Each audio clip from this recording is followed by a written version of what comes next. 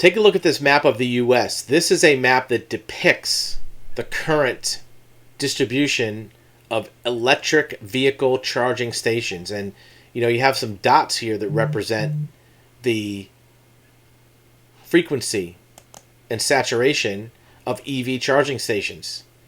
A lot of white on this chart, and even the ones where there's a dot, it doesn't mean that whole dot is just covered with charging stations. It means that town has a certain number of stations. So if you're going to take a cross-country trip, even if you're going to go from Florida to Texas, where are you going to charge? Yeah, there's some dots along the route. But imagine if this was a cell phone coverage chart. Your cell phone carrier has a similar map on their website showing where their cell coverage is. Would you drive with your car with a cell phone if this is what the chart looked like? And what's more important, cell phone coverage or being able to recharge your electric vehicle?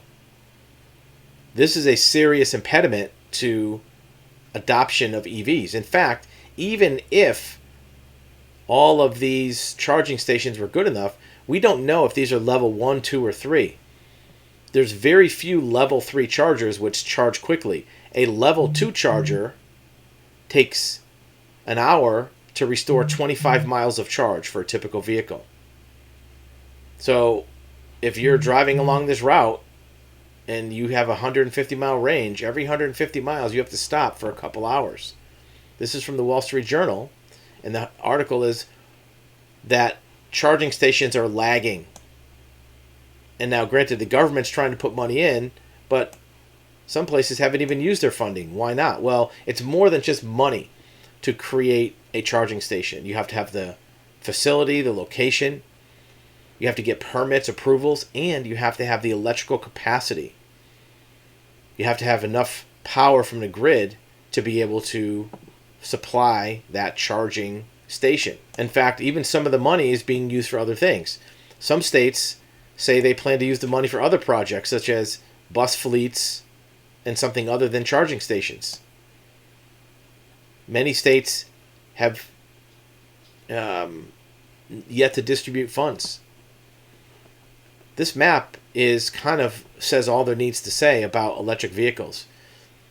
If people are looking to buy a plug-in hybrid or pure electric vehicle, just like before you buy your cell phone, you're going to look at your coverage map to see where you'll be able to recharge that vehicle before you rely on it. It's kind of like if you bought a gasoline vehicle and there were no gas stations.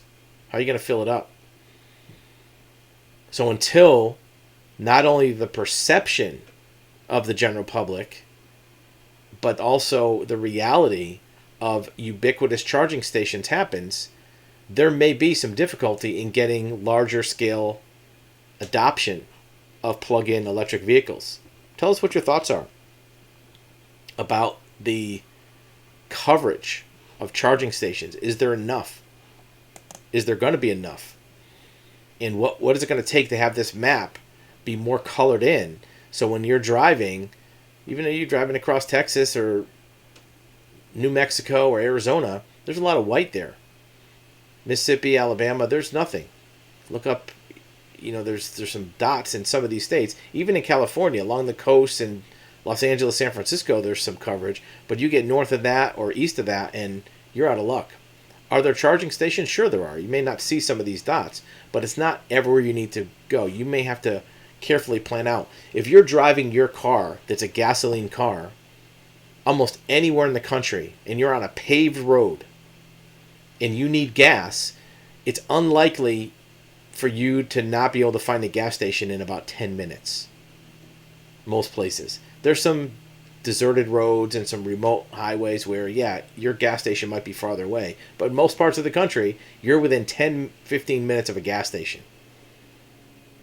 You're within maybe a gallon. If you get down where your light is on, you might have 20 or 30 miles left in your tank. You're going to get to a gas station in that period of time. Electric vehicles, you may have to plan hours in advance to get gas, so to speak, in your electric vehicle to get recharged. And if that vehicle does go to zero, it's not as simple as calling AAA to come pour some gas in your tank. It has to be towed to a charging station that can fill up your battery again. So it's a different process as well. Let us know what you think, and we'll see you on the next video.